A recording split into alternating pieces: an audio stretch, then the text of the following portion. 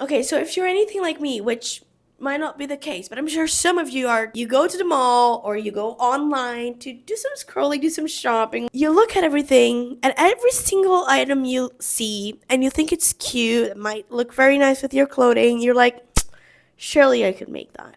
I even have some fabric on my closet that looks similar to this one. You scroll a bit more, you see a very nice jumper. Looks phenomenal. And you're like, I recently bought some yarn. Looks almost exactly like this one. I can totally knit this. But do you ever? Do you ever knit it? Do you ever sew it?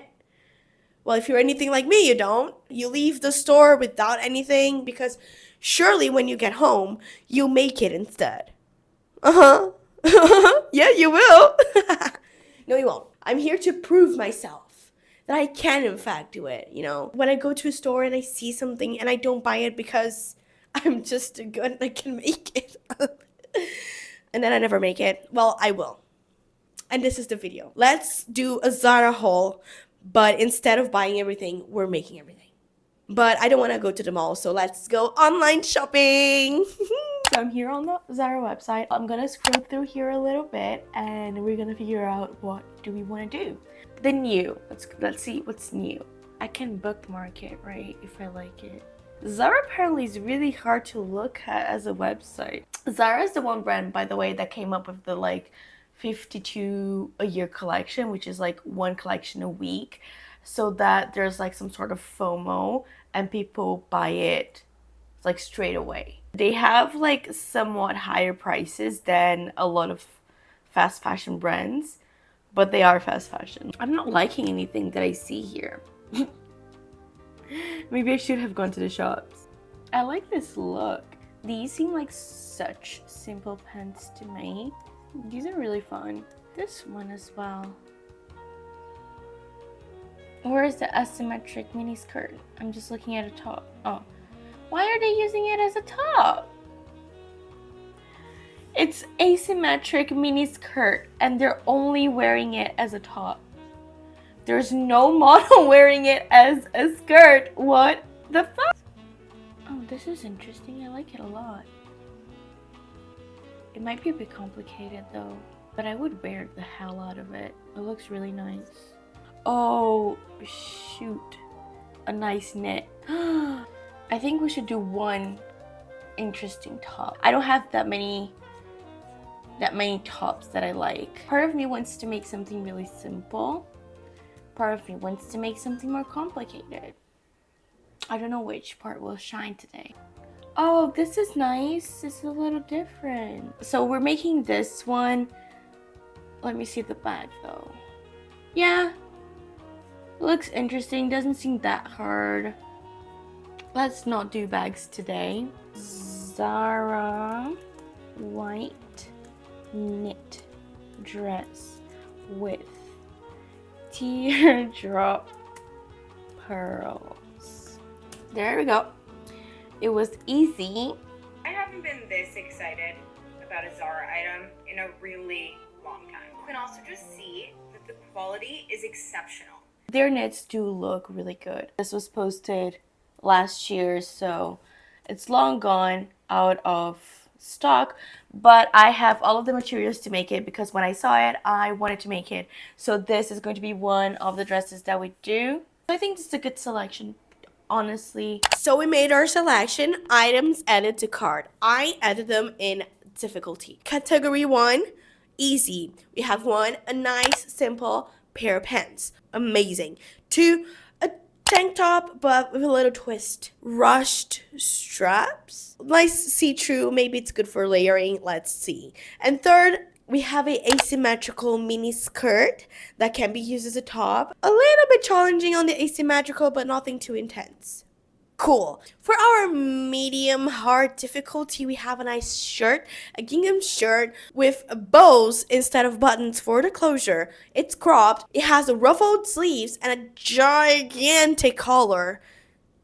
And for our hard, we have skorts, split skirt with buttons. The pockets, they are fake, but my pockets won't be fake. And most important, we have a dress that is knitted and embroidered. And looks amazing. So stay tuned to the end, because that will be, if it turns out good, a masterpiece. We have a lot of work to do, so let's go. Item number 1, pants. Even though I haven't sewn in a little while, I have a passion for collecting fabric. I have these 2 fabrics that would be good for the pants and the skirt. They don't match the original colors that Zara offers, but it's free fabric. Okay, so historically, whenever I start a sewing project, I usually take a lot of time drafting patterns. I'm not particularly good at it. I thought that for this challenge, I would try and make things easier. Try and draft from existing clothing. I have these pants. They are very similar to the ones that I would like to make from Zara. So I will just trace them. And then this can go straight up because this has the elastic already.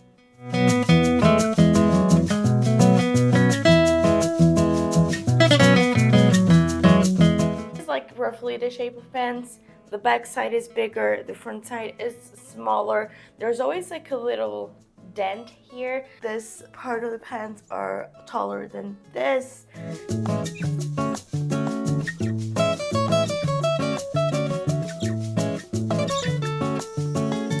And then I used some pieces that were left from cutting the pants to create the pockets.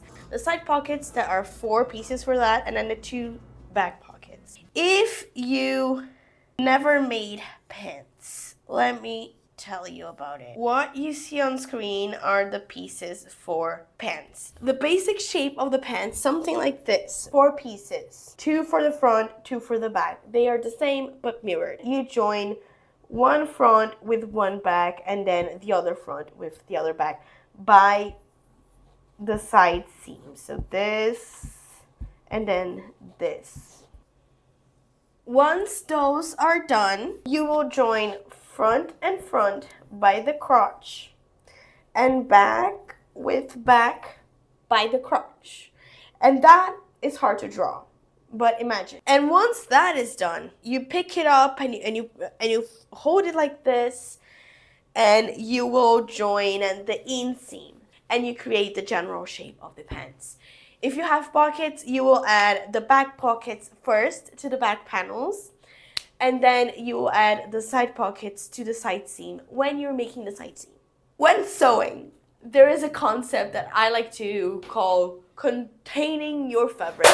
A woven fabric is like fibers like this, and if you cut it, they want to just come loose. It's industry standard to do overlock or like serge the edges of your fabric. Stop your fabric from destroying itself. I do have a domestic overlocker. She doesn't like to function. Another way of containing my fabric is to do a French seam. Basically, you do every seam twice, so one seam is inside the other seam. And I did that for everything because I didn't want to use my overlocker.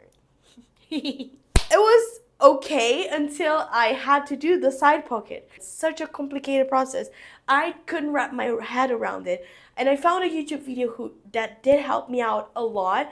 And I was following it and I got it wrong. I had to seam reap everything and then do it again. And it worked. Eventually it worked. I think I got it. This is the front of the fabric. I'm going to sew here. Somehow not get the opening of this pocket. How do I do it? Did I do it wrong again? I think I did it wrong. Again. But how?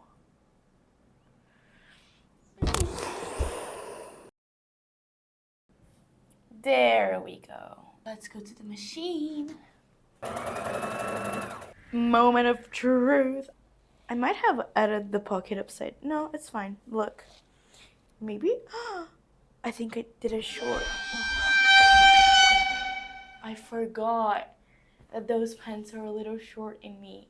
I had to do a little thing. I did cut the pants too short. I added a whole like 12 centimeter strip here. I don't think it looks too bad. I'm now going to do the elastic. I absolutely despise waistbands, and these ones specifically is very challenging because it is elastic and drawstring, which I think is too much. I am using the tutorial. She did one buttonhole.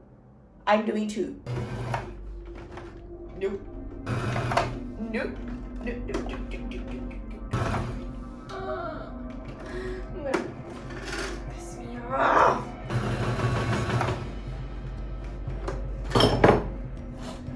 Myself. I hate this old machine. Okay, girl, please. I'm begging you.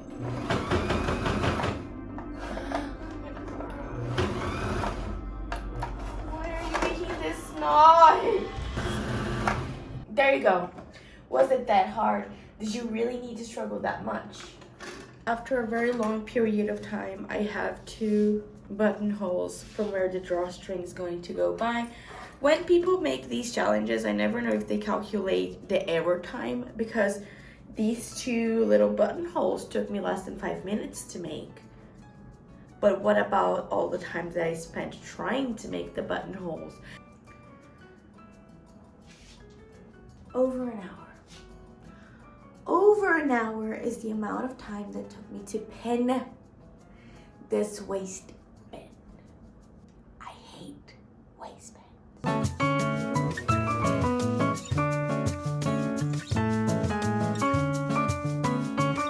I need to stretch as I go.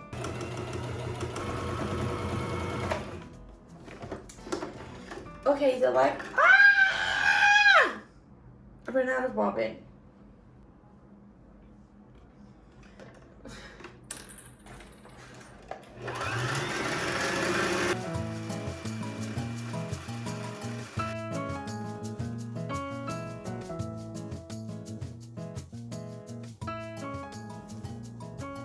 This is the result, and I kind of love it. It's a very comfortable pair of pants that fits me very well. The one thing that is not perfect is the side pockets. The side pockets are really supposed to look inseam. You're not supposed to see them, and when you can kind of see them, it kind of means that the pants are ill-fitting, that they're kind of too small. It's not really the case with my pants. They fit me really well. They're not tight. It's just that I made the pockets wrong. It's just, it shouldn't be like that, but it is. Item 2. Asymmetrical jersey skirt top thingy. Let's go.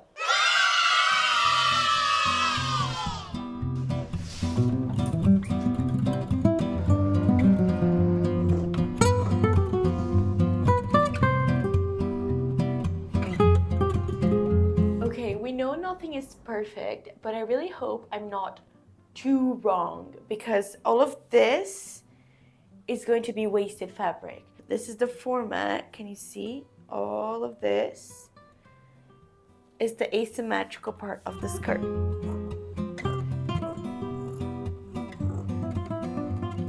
What my vision is this layer here, attached straight to the elastic and then folded in once.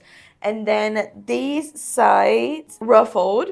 I'm cutting 2 panels for this top here. And then this, I did half a circle skirt, but when I drew it, so this is half a circle skirt. This measurement is this measurement divided by pi, and then you do a circle with it. And then this should be all the same length. But since this is asymmetrical, I did this bigger than this. I hope you understood it, because I barely did. Yes, that's the explanation. I want to basically attach the waistband, and then the rest I will ruffle. And then this will come here. I proceeded to do 2 parallel lines on the long stitch on the side seams on both sides of the first panel, and I proceeded to use those to ruffle and like really intensely ruffle down that first big placket, right? Like so. I think, yeah.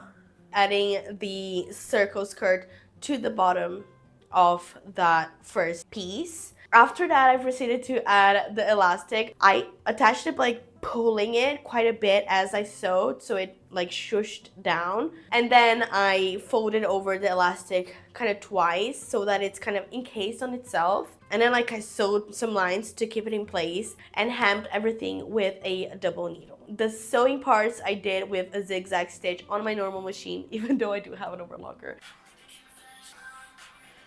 I think if I just make it smaller, it will work better. As you can see, the overall shape is there. I got the vibe, but not really.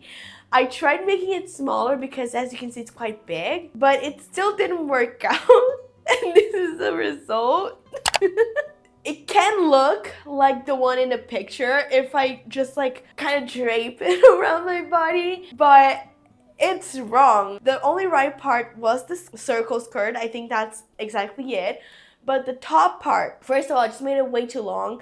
I think I can cut that by half or at least take like a quarter out of the length, right? I just made it like bigger than my waist but smaller than my hip because it's such a stretchy fabric. I could have just gone with my waist measurement. Also, I did the ruffling with the 2 parallel stitches. I could have just added a thin elastic to the sides and made the same effect. So overall, I would redo it completely, but I wasn't really feeling it. So that's what we have for this piece.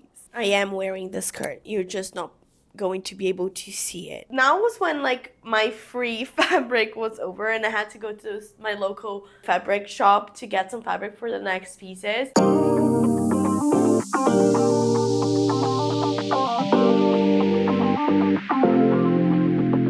Our next project is this little top. It's really nice that they pretty much have the pattern on the side.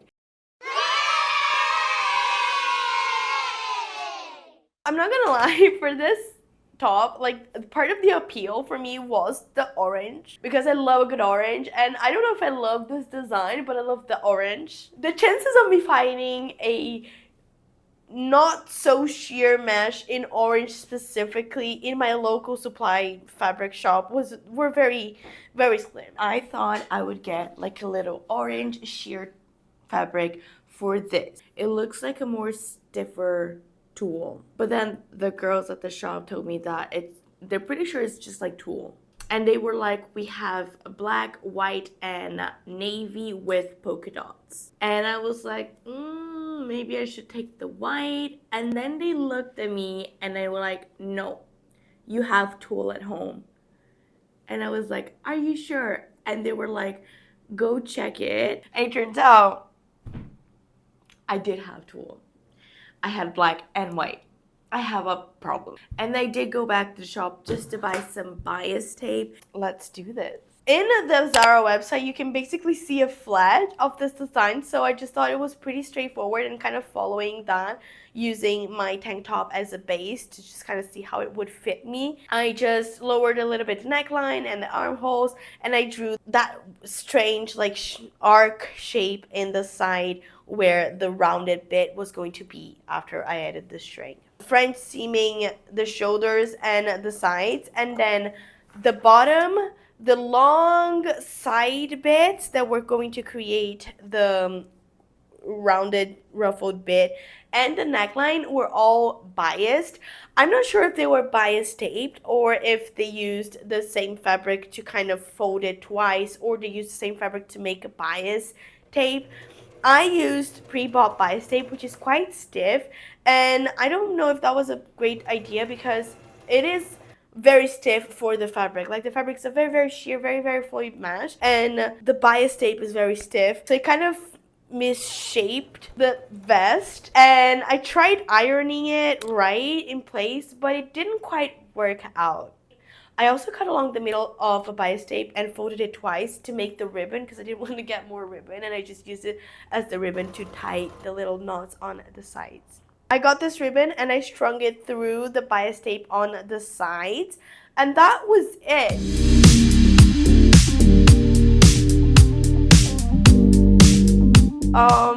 And that is it, but wrong. I got the pattern wrong. As you can see, when I tie the bows on the sides, I can really make them close into a circle like the original design, because I just made them too small as they cannot kind of join. So the shape is similar, but the circle has to be complete with the string and not the fabric itself. And so I got it wrong.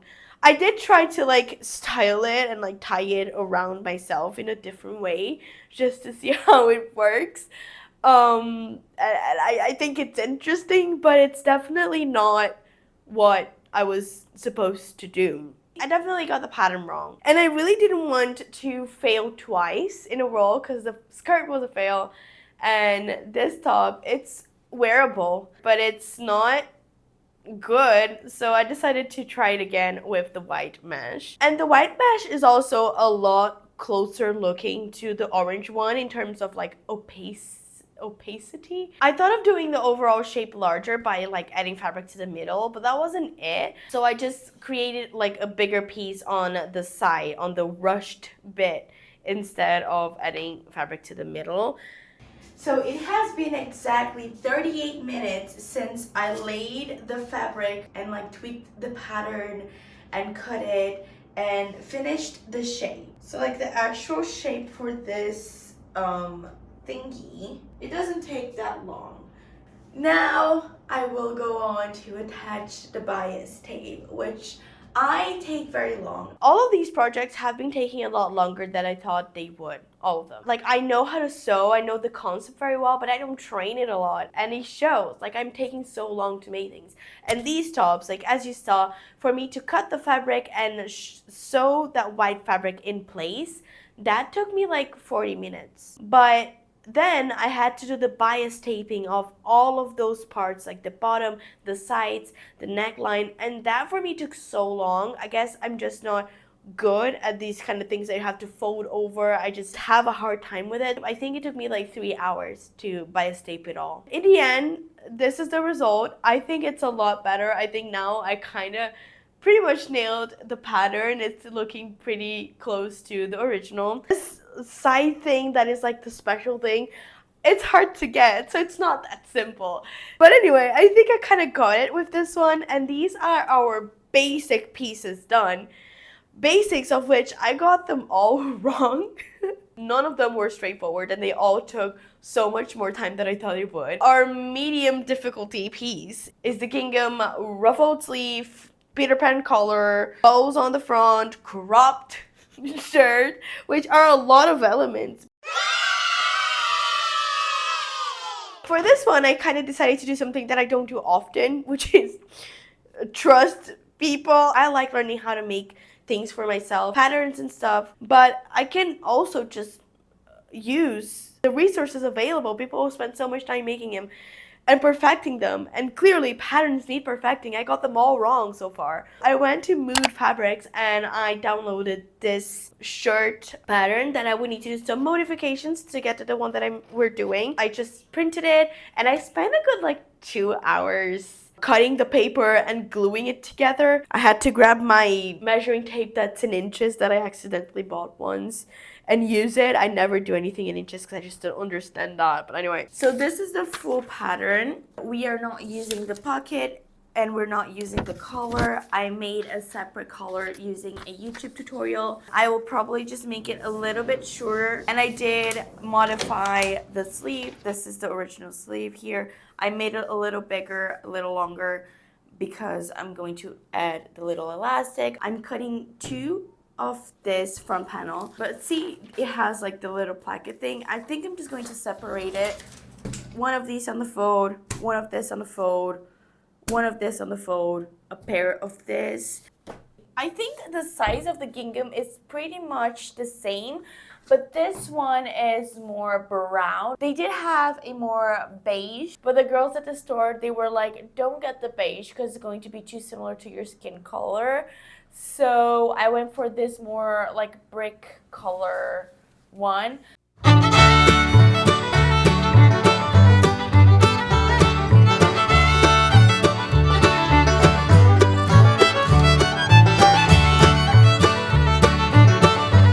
So far, except for the skirt, I've been using a French seam, and this is no exception. The first seam though was the yoke, and for the yoke I don't do French seam because it's a yoke, it's already doubled. Marked the darts, did the yoke, and then I joined the shoulder seams with the French seam, ironed it. Okay, I ironed it. Added the sleeves. Every time I do a sleeve, I try to do this like ruffling a little bit on the very top of like the round bit of the shirt, just to make it fall right. I don't actually know if it does something or if I'm doing it right, but I always do it. With the sleeves attached, I just close them from sleeve all the way to the side of the shirt. Here I'm cutting the strips to make the bow.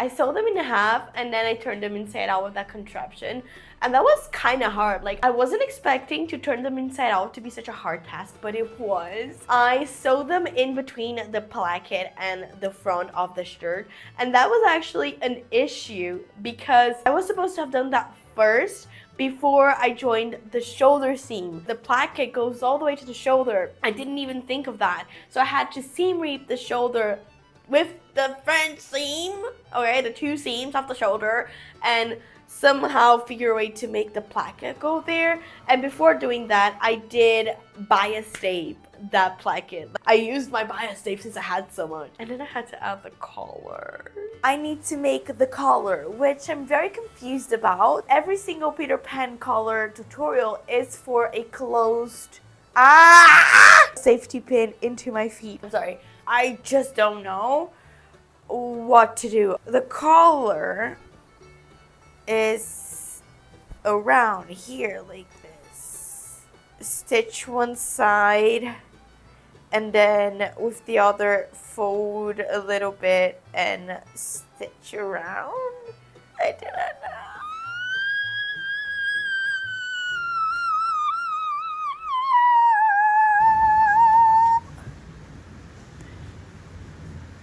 I decided to cut the seam allowance from the top of one of the collar panels and then sew them as if I would a waistband, with the folding over and trying to stitch on the ditch. I decided to baste stitch because I have a fear that when I take this to the machine, it's gonna budge and bulge and I'm gonna have to take it off, make it again, take it off, make it again.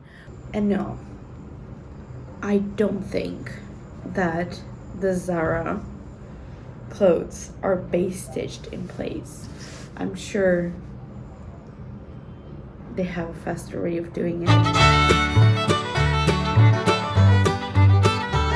This is not good. I don't know what I did, but it did turn out wrong. Can you see like how it looks? One side of the collar just looks wonky. I think I cut it wrong somehow, but I managed to kind of make it work. I base stitched it again, by the way, to make that work. I fixed it. Let's hope it actually helped with the sewing, because that's what I'm gonna do now. Stitch on the ditch.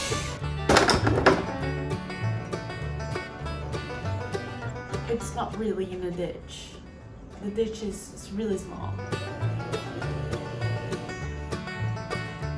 Collar's done. I have to hem the bottoms, fold it over twice, and the sleeves. I will be folding it twice, but this one has to have the elastic go through.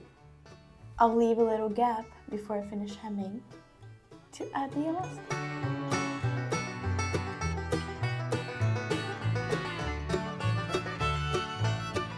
And this is the result. Honestly, I am so proud of it. I'm glad I did my base stitching. I'm glad I took my time with it. The only thing that looks wrong is the ribbons. I made them too thick. I realized that too late and I was like, I'm not gonna remake them because they do the job. But if I was to redo it, I would do them a lot thinner. But I do like it. I feel like it's a beautiful top. Our next project is our skort. That item caught my eye as soon as I saw it on the website.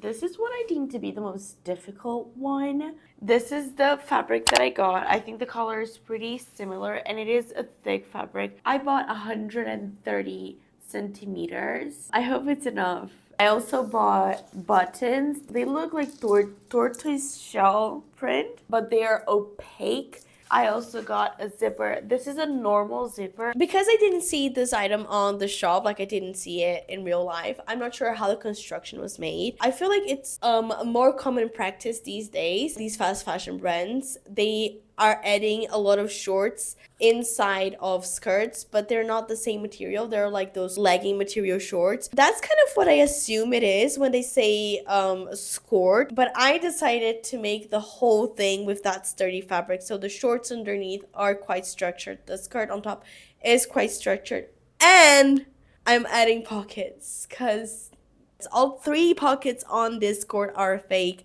and I didn't want to do that. I did use a YouTube tutorial to make the base blocks for the shorts and the skirt, and then I had to adapt the skirt because the skirt goes in an A-line a little bit and it crosses over just one side. Making these basic patterns took me like 2 hours-ish. So the pattern is not quite this. Front panel, it overlaps the first one. As you can see here, there is no dart. So I think I'm gonna cut it here, close the dart, open it a bit. It will become a little A-line, I think, I'm not sure. And then I will kind of mirror it and extend it just a bit and I'll go all the way to the end, right? And have an asymmetrical pattern. It was a bit confusing because I could do just like the back are shorts and just the front is an overlapping skirt. But it's not quite the case with this one. This one is like a full skirt that just says it's a skort on the website. I haven't seen the short part. So the shorts have to be hidden. My skirt will be wrong. There's no going back now. Mine will go like this. And theirs, I'm pretty sure, goes like this, which was what I was cutting, but I thought I was doing it wrong because I thought of myself looking in the mirror. Well, there's no going back, so I'm just letting you know. And finally, I did decide to use the overlocker because this pattern was already confusing me so much. It was like a short and then a skirt 2 in 1 with an overlap, a lot of things plus the pockets that I'm adding. So I did go for the overlocker. I think I have no other choice.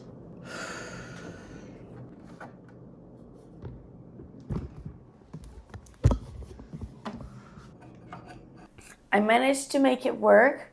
It took me 3 tries. I think I did everything right and it just didn't want to work. There is a possibility that I was treading it wrong. I have to preface the continuation of today. If I seem a bit shaken, I am. Something just happened.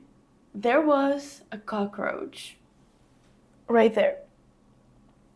And I didn't see it for a good while. She was thankfully dead as cockroaches get, which is not fully, to my knowledge, to my experience. I did take her out with a broom and she did get stuck on the rail of my door. It's 7 a.m., just so that you know. And I scream. I did the screaming and I hope my neighbors didn't wake up or anything. I guess this ruined my whole day. I was planning on having a nice day. I have a date tonight. See, and this was the sign that I needed to use the overlocker. On the day that I decided to use the overlocker, right underneath the sewing machine was a cockroach. So if I went straight for the sewing machine, I would be like, she would be beside, she would, I'll overlock all of the edges, and then on this machine, I will close the darts and figure out the pockets.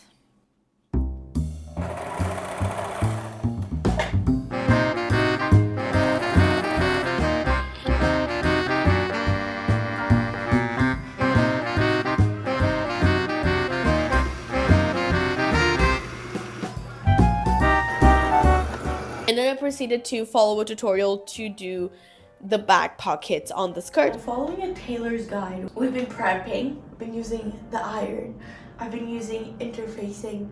I also lost my scissors. I took like 20 minutes to find them, and they were underneath the fabric. But anyway, I'm here, and yes, my lining is going to be pink because that's just like some random fabric that was laying around. If it works, which is what I want to happen, I'll have to cut in my skirt. And what if it doesn't work after I cut it? Why does my back hurt?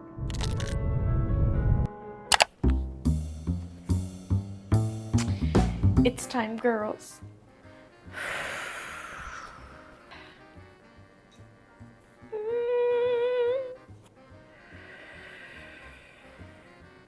I did it. There's no going back now. Ah! I'm going through the dart. Nothing is final, but I think it's gonna work. Friends,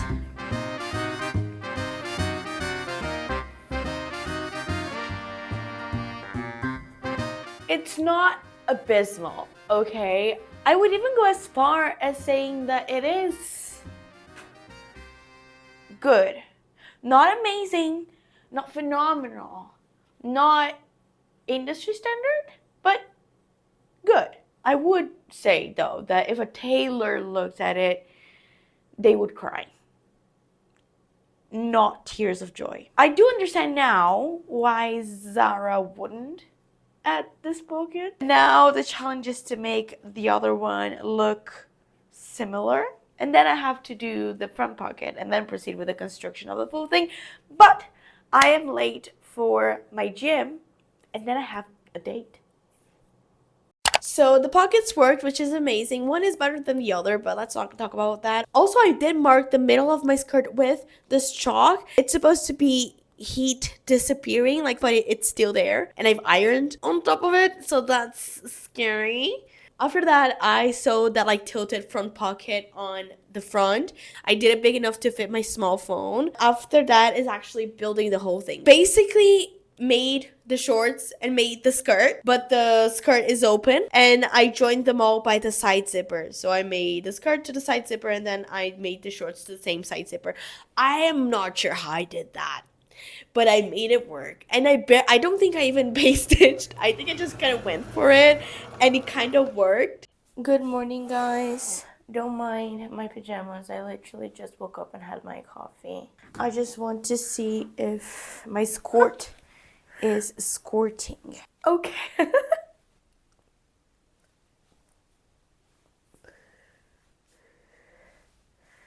Is it good on the back, guys? The thing is, the original is mid-rise, and I still need to do that like quite chunky waistband, so it would go here. So I will have to cut quite a chunk. Ooh, I can't cut too much because of the pocket. I made it a bit too high. Yeah, like 4 centimeters, maybe 3 to have a seam allowance. And then just figure out the waistband and hem. I just said that matter-of-factly, but it actually took me kind of a whole day to do those finishing touches because I kind of screwed up the waistband. But I thought of the whole thing. So like the whole round the skirt plus the little folded over part of the skirt. And I just cut the strips on that side. You know, I folded them. I top stitched them. I added the belt loop, thinking of it as a full waistband. But that's dumb because there's a zipper.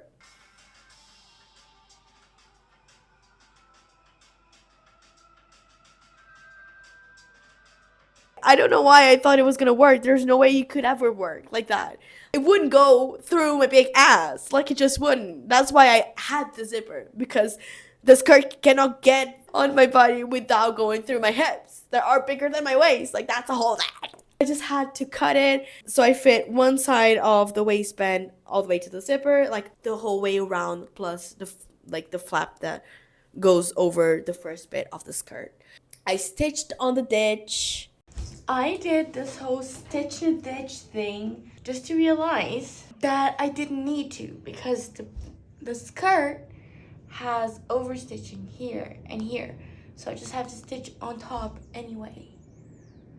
I did a little bit of an ugly sewing job here, but I'll tell you, I went back and I redid it because it was ugly. And here's just me taking my time cutting the loose threads, because I don't cut my loose threads as I am doing the thing, and then I have to stop for a good chunk of time and just find all of the threads and cut them. And here's me putting them on my waist thread jar, because why would I throw it away? Why would I throw away like pieces of thread? You know, why not just collect them? What am I gonna do with them? Who knows? Lastly, I ironed the hem and I folded it, and I was going to do a pretty little double needle hem, but I had the settings wrong and I broke my double needle. So I had to do just like 2 rounds of a single stitching. Here I'm just trying it on to see where the buttonhole is gonna go, as well as thinking, should I make it smaller? Should I just make it mini? But I decided on not, just because, I don't know, let's just keep it respectful, okay?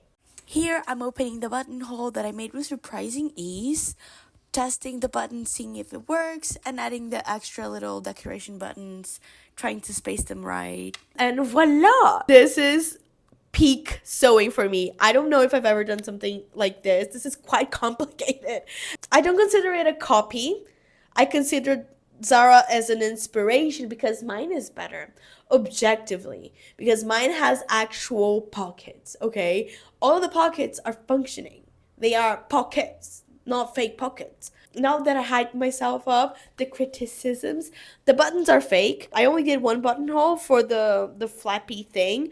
All the other ones, I just attached the button straight to the piece because there's a zipper in the side. Those buttons are purely decorational. Zara does have the buttonholes, so I think in the original piece you can button it up if you want, but it's non-functioning because there is a zipper on the side. Also, as you can see,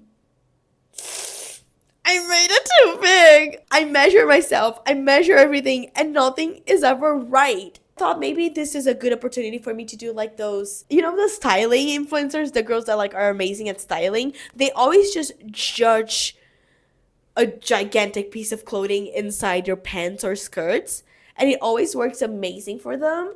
I tried doing that because, you know, I have this like gigantic skirt, and it didn't work. It made me look big and bulky, so I don't know how they do it, but I can wear the skirt. It stays on me. It's just big, and I don't really want to gain weight to wear it, and it's so many things to make it smaller that I might just give it away to a friend of mine, that like if it fits one of my friends, or just wear it like this, which I can't wear it like this. It looks good. It's just, it is big. I don't know. I really hope you're not tired of our haul, because we are about to make the best piece that Zara has ever created. The whole reason I decided to make this video, that is this knitted dress with embroidered beaded fringe. And it's amazing. Let's do it. So for our last project, we have the knit dress, and for that I have the exact fabric that we need, and look, it comes pre-cut. Look, it comes already in a dress form, the exact neckline that I need. I just have to embroider the little beads to the bottom. That's it. Ha ha ha.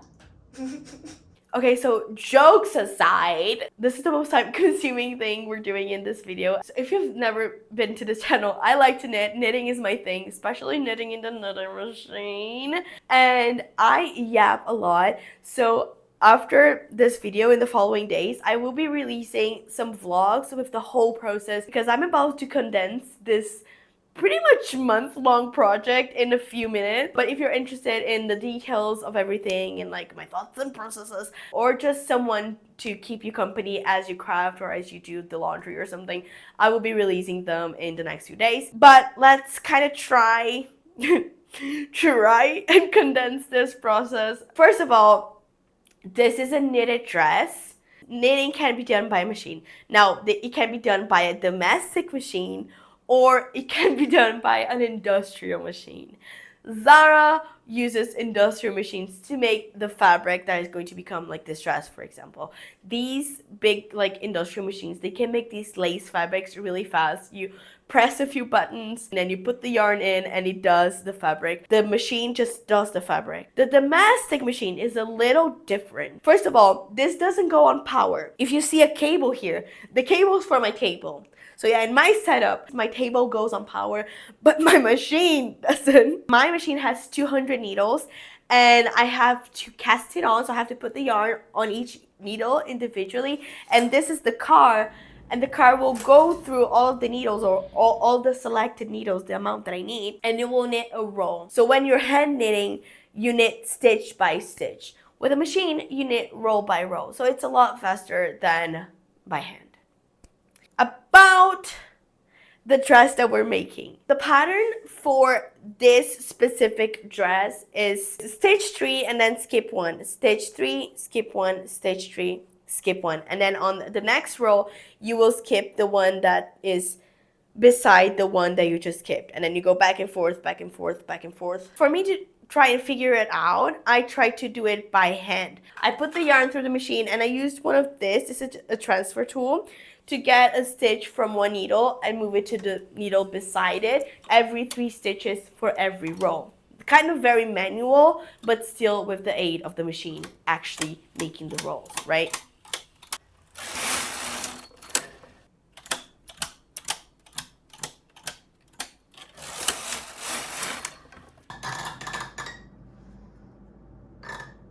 And I did that to figure out the stitch.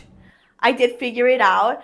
And then, actually, when I started making this, I was very hopeful that I was going to use my lace carriage. What I just showed you is quite a complicated, like, manual process that takes a long time, especially for a dress that's going to be like 300, 400 rows long and long sleeve. So I thought that I would be able to use this lace machine to make the lace that we're talking about. And what this does, it follows a card like this that you create the design here. It follows this, creating the holes. So this carriage goes one way through the work and it creates those loops that I was doing by hand. And then you move it back to get it out of the way. And then with the normal carriage, you come in and you knit the roll. But then you have to move that carriage back, making another roll, and then go back with this one to make the next gap and so on and so forth. All of that to say, I couldn't actually make this design that is pretty spot on what the Zara dress looks like with the lace carriage. I could make something different, which is this. To me, there's a world of difference. They are very, very, very different. And this took me like an hour and 5 minutes to make. And this took me 13 minutes. So now I had to make a choice. Am I going to make the fabric that is exactly what my reference is and takes days to make? Or am I going to do the simpler one that looks very pretty, looks very similar to the original one, but not quite? It doesn't look quite like the original one. It looks similar. Which one do you think that I chose? Which one do you think is the best, most sane option? The one that you do every hole by hand, or the one that the machine creates the holes? Which one do you think that I chose? I chose the hard one, okay? I needed it to look exactly like the reference. I don't know why. Before we go on with the days of knitting, I will just mention really quickly, if you're using this as an inspiration and you don't have a knitting machine, which is comprehensible, you can do it by hand. It is a long process, but if you're someone who knits and crochets, you are used to projects just dragging along and taking the time that it takes. I tried to hand knit a sample, and my haters are right. I'm not a real knitter. Okay, I'm really bad with hand knitting. I found some tutorials, I'll have it on screen. They have some lace stitch that looks kind of similar to this one that I'm doing on the machine. Also for crochet, I did these two samples that I think that are quite similar. This one is done sideways, so I work it up like this, and you'd have to create it sideways.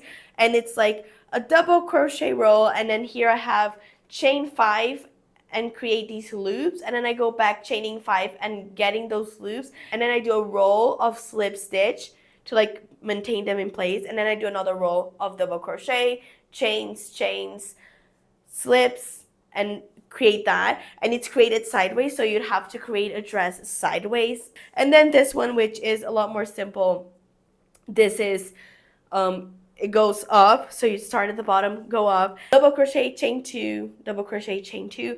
It works nicely as well. And I saw a pattern on Instagram as I was just like working on this, because it took me quite a long time. A pattern handmade by Hannah Louise.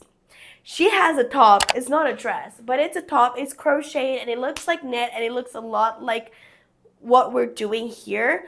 And she has the pattern. I have never done it, so I don't know if it's good or bad, but I think the stitch that she uses is quite similar to the one that we're working with. So if you're using this to get inspired but you don't really have a knitting machine, you can hand make this. And honestly, for the time that I spent standing here in this knitting machine making this, it's around the same time that you're gonna spend like crocheting this, honest. Once you get over the fact that you're going to spend days knitting, you have to start. If I look a bit defeated, I am, because it was supposed to be a fast little project, and it can be, but I just know that I will be happier in the end if I do the actual version that looks like the original, and it's just so time consuming because it is just objectively prettier. I use this yarn that is 52% cotton, 25% viscose rayon, and 23% linen.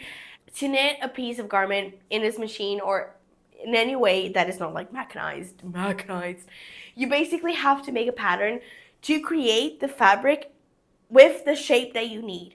So you basically have to calculate where you're going to decrease, make it smaller, and where you're going to increase, make it bigger, to make the shape that you need. So I did make a pattern, a paper pattern, for just the top part, because I needed to see if the sleeves are going to fit right.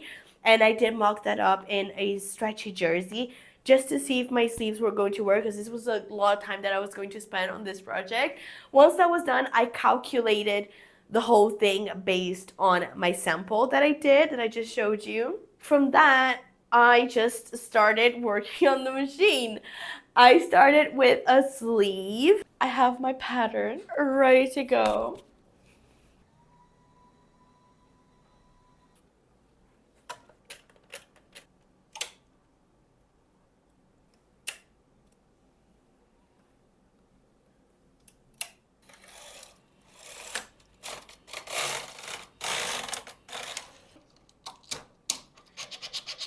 Stay. Help. I need somebody help. Help.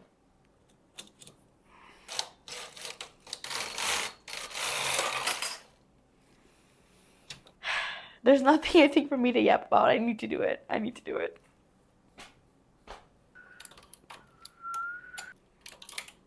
I think that like transferring is fine for me once I get the groove.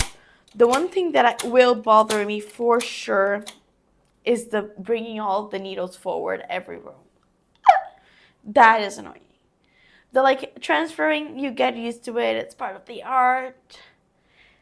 It's part of the process. It's the knitting. It's the hand motion. It's the craft. But putting all of the needles forward, every single row.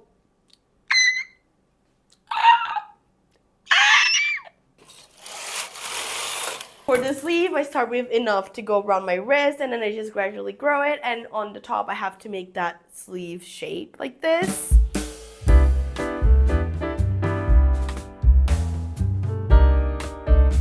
Just stopped the stopwatch. 7 hours and 43 minutes for one sleeve.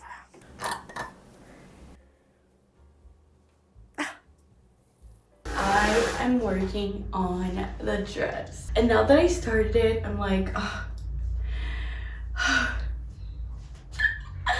I'm like, it's gonna be amazing. I think it's gonna be so beautiful. But the back pain that it's causing me, it's a little insane. I just set up the machine and started working on one of the dress panels. It's very repetitive. It takes a long time, but it's very much, you know, getting to the zone and do it back and forth, back and forth.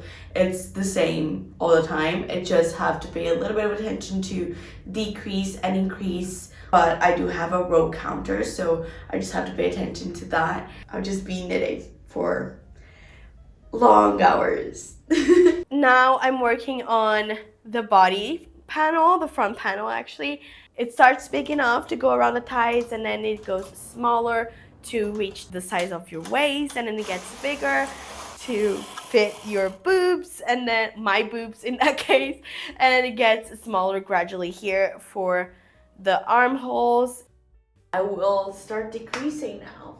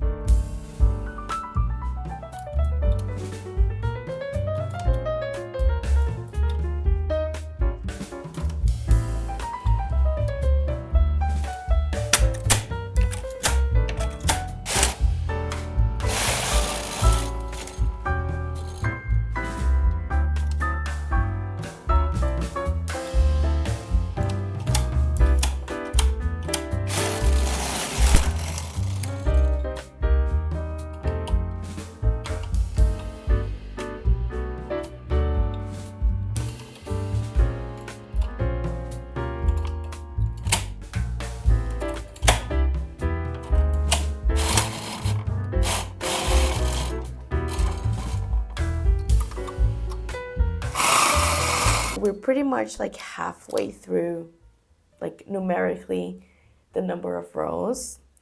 So it's probably gonna be like a 14, 15, 16 hour panel. And then I have to do it again for the back.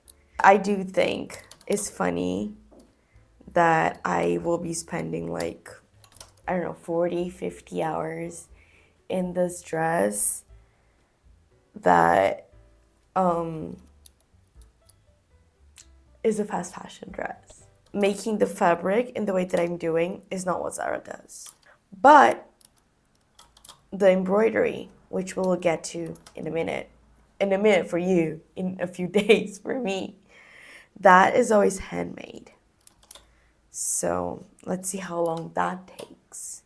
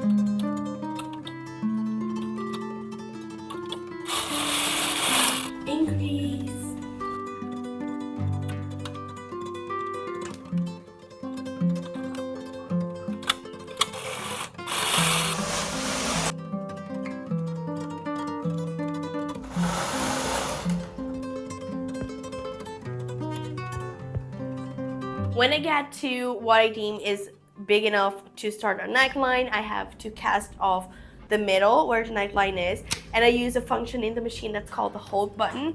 And with that, basically all the needles that are all the way forward, there are a few positions of needles, all the needles that are fully forward, they don't knit when the car is in that function. So I can knit one side all the way to the shoulder, and then I stop, cast it off, and then I knit all the other side, cast it off, take it off the machine. 13 hours later, hooray, front panel is done. This is it. I finished it. Finally.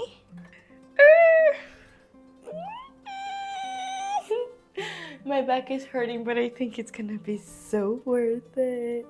And then I needed to do the other sleeve and the back panel.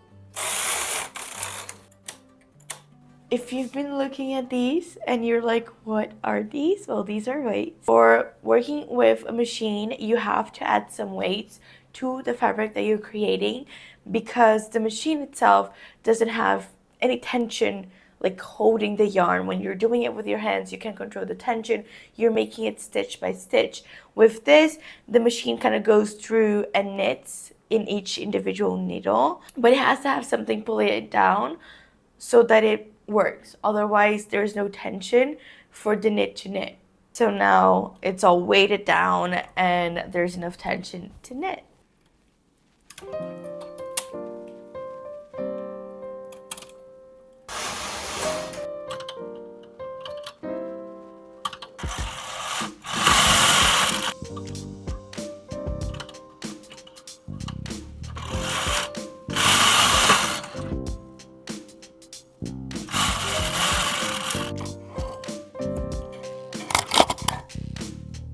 Second sleeve is complete. We're almost there. I will start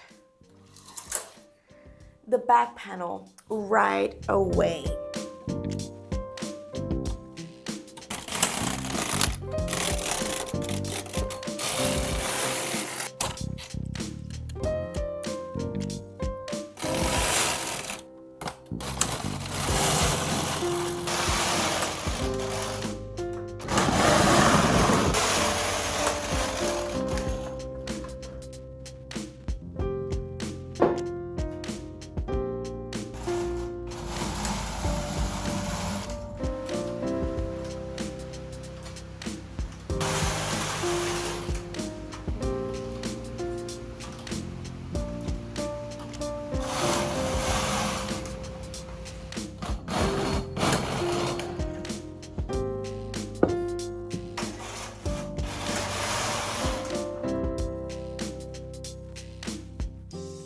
The back panel is finally done, guys.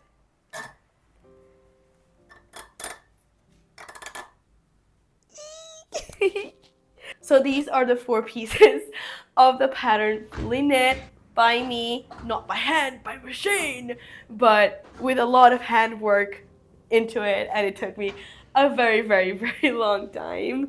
Once they were done, I drew a stitch in the shoulder and I created a ribbed neckline that I attached to the front and the back neckline all together.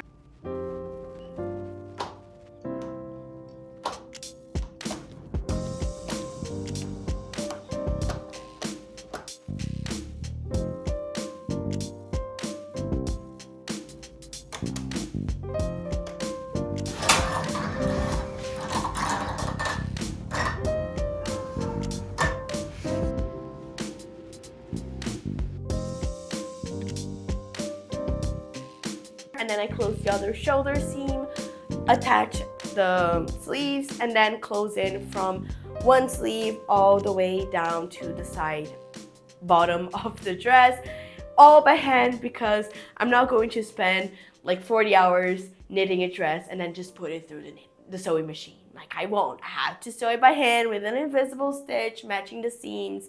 So that's what I did. That's the shape of our dress done. It is a little small. We're not going to talk about that. Never. We're not talking about that. Over 40 hours in, there's something missing, isn't there? The embroidery. Oh my god! This dress is fully embroidered. As you can see in the photos, that's like an important part of the dress. So let's do it. But first I needed to wash my dress real quick because I feel like every piece of clothing should have the chance to go through the washing machine at least once in their lifetime, because it's like a little roller coaster. Like it's probably fun for them a little bit. I put it in a delicate cycle, cold water and everything, but after I started embroidering it, I would never be able to wash this ever again in the machine. So I just did a little wash, and I tried to block it to make it a little bigger. I'm not gonna lie, but it didn't work out. And yeah, after days of knitting, I spent some days bidding. I started the day with a potato.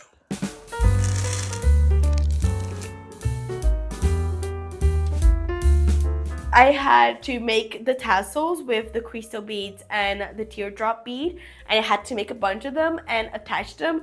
Look. Let me show you in the dress so far. It's actually a little insane. In the original dress, it's 10 layers of tassels. I think I have enough of the pearly beads for like 8 to 9 rows. I'm just going to go till I use all of my beads.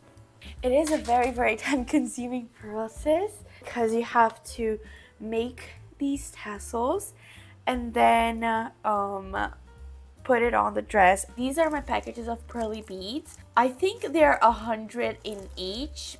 So what I've been doing is I cut like a good chunk. I thread one bead, one of the crystal beads, and then I fold it. So like it's one big yarn, and then I fold it in half with this one bead here. This is a yarn threader, usually for threading needles. I put one of the teardrop beads upside down like this, and then I grab both tails of the yarn in this thing. Sometimes I do need to moisten the tip, like so. They used 12 crystal beads. I do 4, 4, 4, so I just can keep track of it easy because it does fit like 5 or 6, but I just do 4, 4, 4, 4. Just math's sake, I don't know. And then I thread it like so and put it through, and I do that 2 more times like this, and then pull it through, and then once more.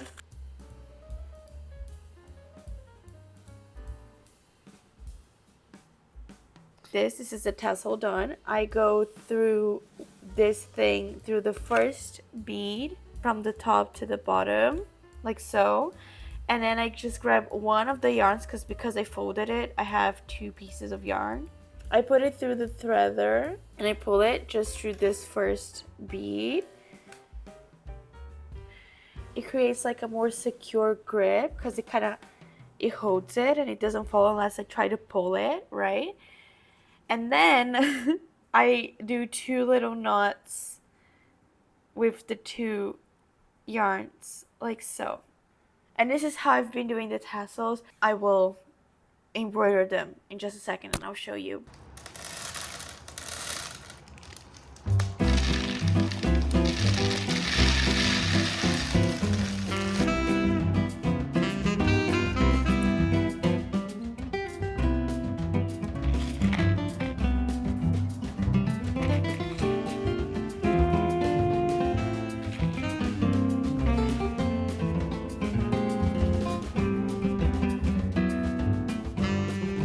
Guys, this is the very last one. Finally.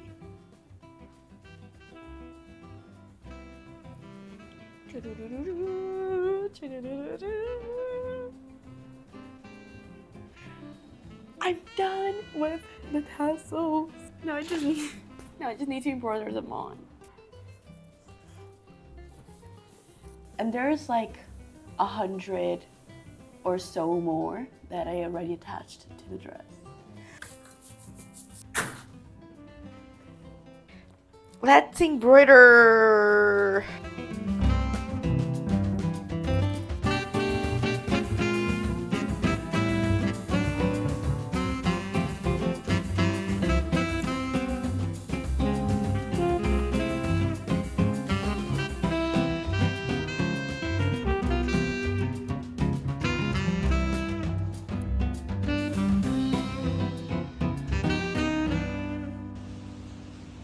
says every other column, and then I go in and get like 3 stitches. I try to like just keep it here, go back on the next stitch, and then just go up here down below the tassel,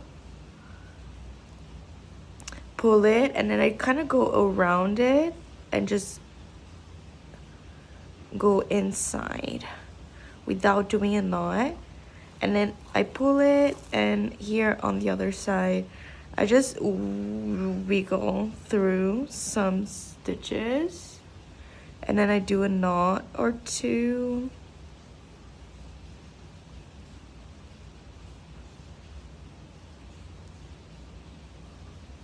Here, and then I like to ditch one side of the yarn, go in like a random stitch. Oops, I got it. And then just doing a little double knot with the 2 sides, like I did with the tassel. Oops. I don't know why, I just feel like it's going to be really secure. And after a week of creating beads and attaching beads, Ladies and gentlemen, her. here's the dress!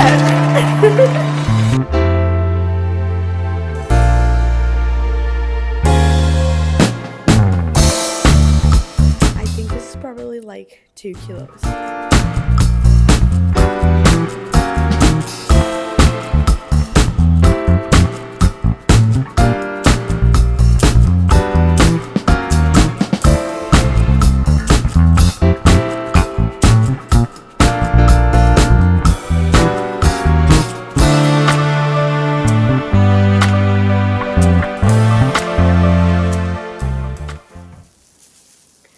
I am obsessed. I love it so much.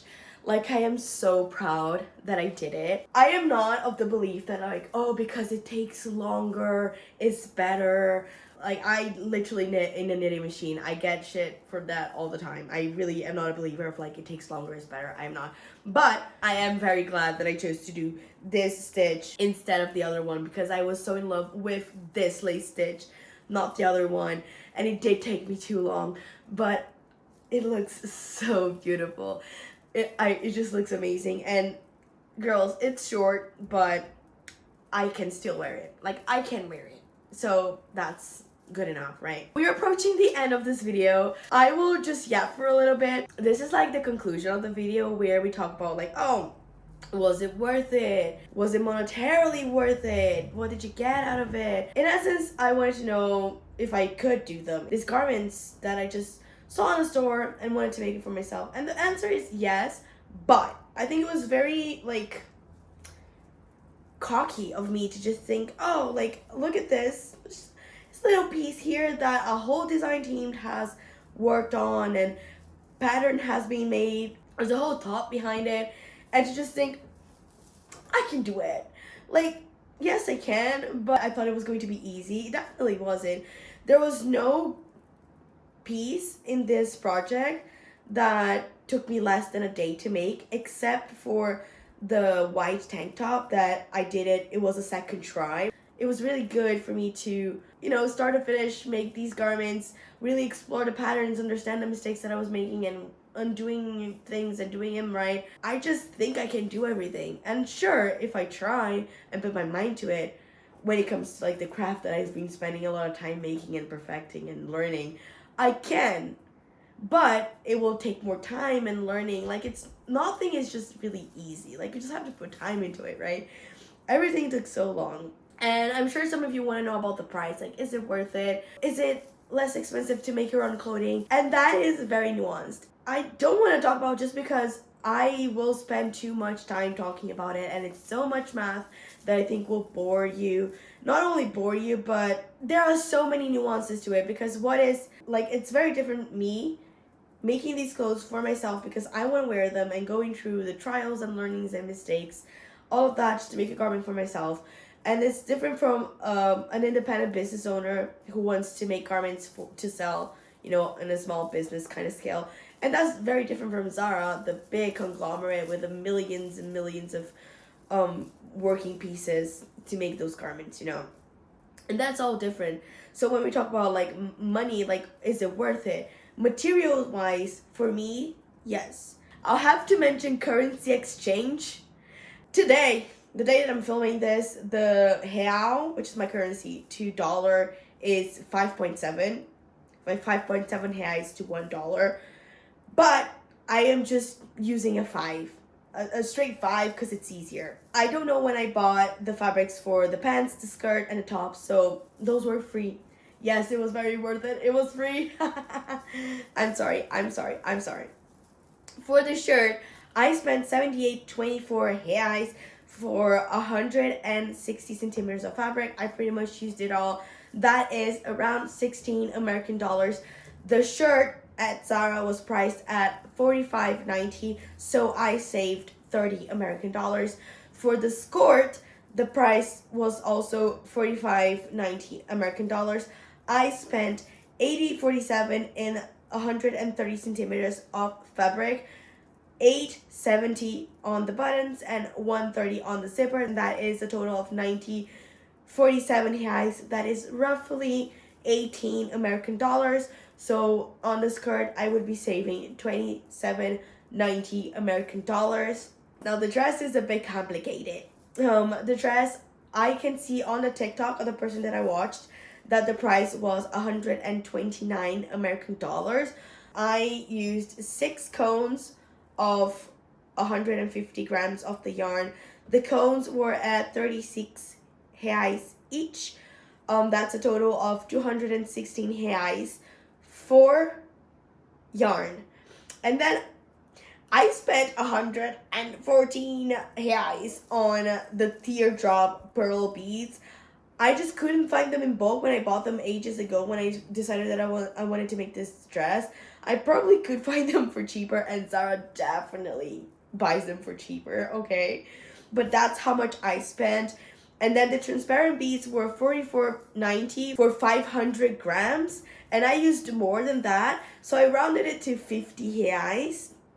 I added 20 reais in there just for, you know, there's the string here for the embroidery that I didn't count. And I don't actually know how much in grams I used of the transparent beads. So I just added 20 reais. That's 400 materials cost for this. That's 80 American dollars for materials. So for the dress, I saved like 49 American dollars.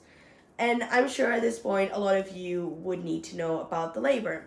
Is it worth it with the labor? No, it's not. I'm just going to tell you, if I'm going to pay myself to make my own clothing, including the mistakes that I made, the time that I took to make the pattern, the time that I took to cut the fabric, all of that, it is not worth it. And that's me paying myself in my currency. So like, if I was to pay a good salary for myself for like skilled labor, which I'm not that skilled, but let's just say it's a 20 money per hour, that's $4. If I price my labor at $4, it's still not worth it because I took way too long to make everything. And just so you know, for the skort, for example, that was the hardest thing for me. I took around 2.5 hours to make the pattern. And then I took 16 hours to sew all those things together. And that is including the mistakes that I made. I made a lot of mistakes with the waistband. I took so long to make the back pockets because I was learning as I did it, and I was using a tutorial and following it step by step.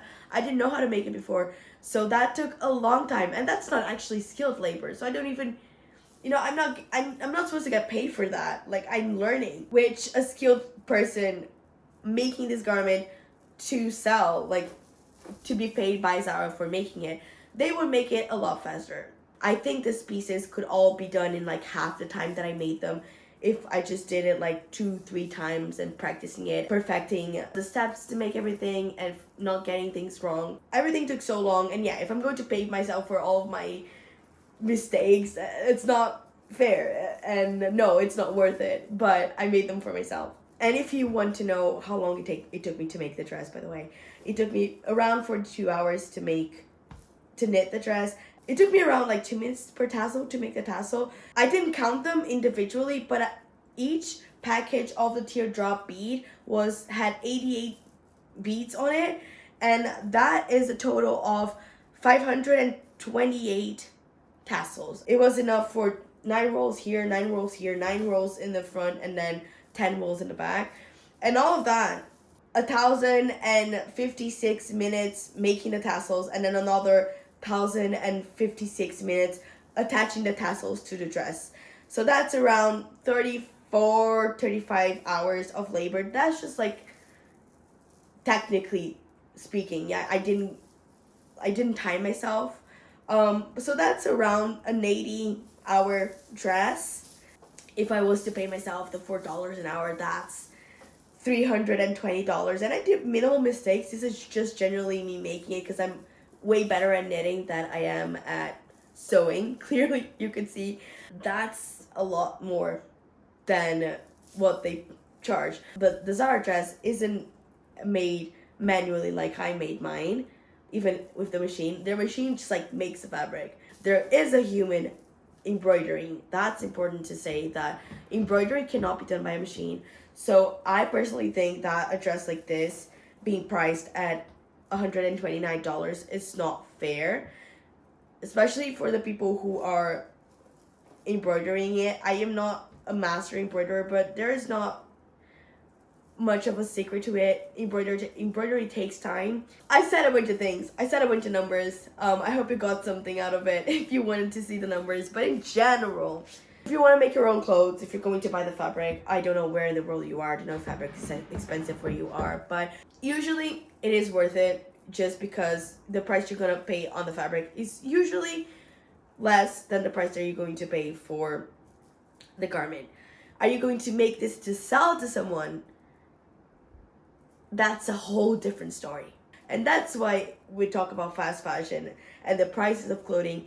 It's so complicated, because they have to pay the pattern makers, the garment workers, the design team, all of the shipments from places to places, all of the stores, all of the marketing. But they do make a large quantity of the pieces. But then each individual piece of clothing is made by a human being. The pattern making can be split. The design team work can be split into multiple pieces.